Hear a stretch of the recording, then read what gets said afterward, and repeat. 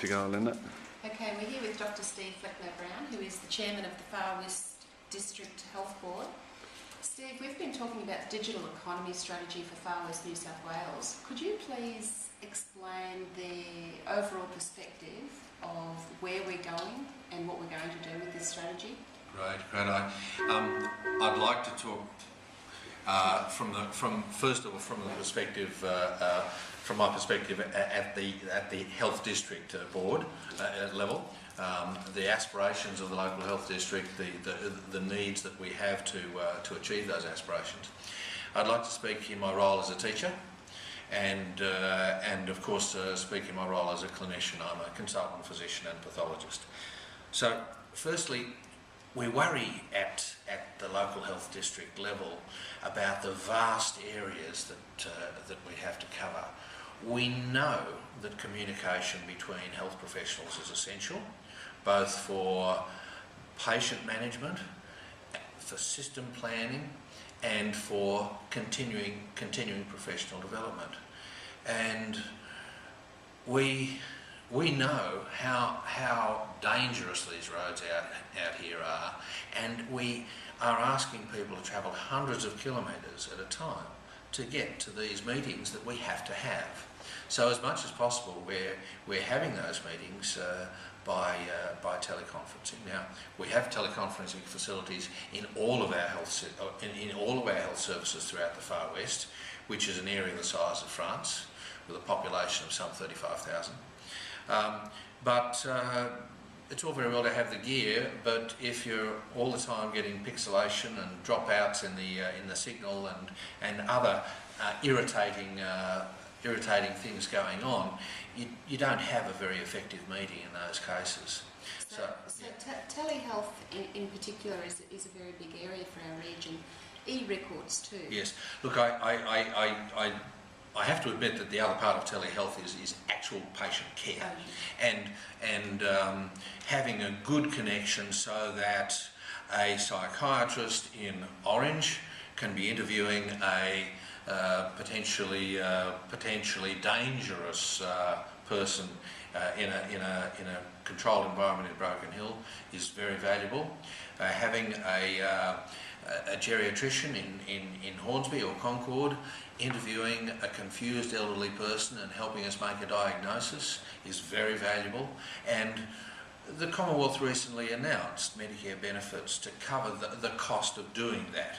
The Commonwealth recognises that telemedicine, actual clinical medicine practiced over a quality video link is valuable stuff. At the moment, we have every fortnight all of the cancer patients are reviewed with our oncology helpers, with our oncology partners in Adelaide, who've not been able to find the time to come up here physically. So there's all sorts of things going on with telemedicine, and then there's the system management stuff, which I'm concentrating on because I'm very much aware of it in my role as the chairman of the board. You said electronic medical records, and I agree they're very important because you can do so much more with an electronic record than you can do with a paper record. You can pull up data, you can use information. You can use information obtained from those records in a de-identified way to improve the performance of the system. At the moment, unfortunately, here and possibly almost everywhere, but certainly it's very much obvious to us here, we have two parallel electronic medical records. One used by the general practitioners and the flying doctors, and one used by the hospital, and they are totally incompatible. They just don't talk to each other, which is a real shame because you end up getting bits of paper floating around as well. And not only that, this area here is one of the best integrated health services. In other words, everybody in Australia knows that in Broken Hill, the GPs talk to the hospital talks to the flying doctors talk to the GPs, university and the Aboriginal Medical Service we're all tightly knit, because we have to be, because people in remote communities like this do that. Steve, you said before we used to be on the cutting edge with some of this technology, but something's holding us back. What is that? Well, that's it. Firstly,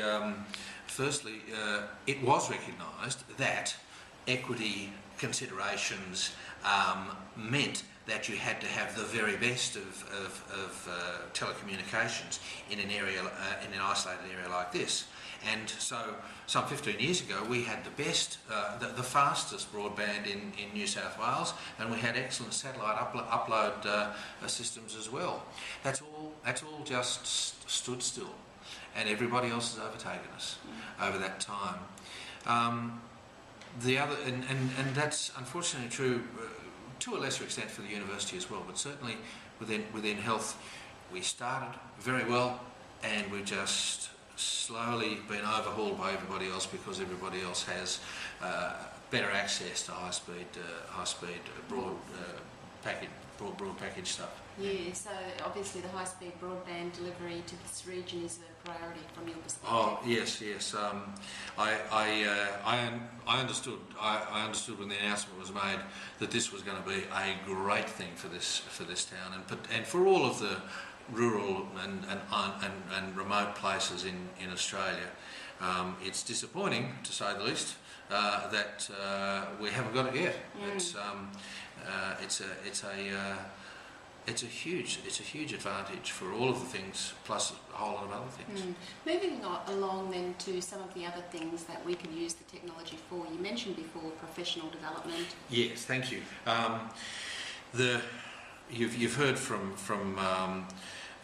the university about how valuable high-speed connections are in student in student teaching, but in health we're all lifelong learners. You have to be if you're going to, even at every level of the health system, you have to be continuously learning and continuously developing your knowledge base, skills base, and techniques. And we do have, I think, very good professional development programs in the hospital and across the system through the local health district, but they are very much dependent on. Excuse me, I'll just hang. Hello.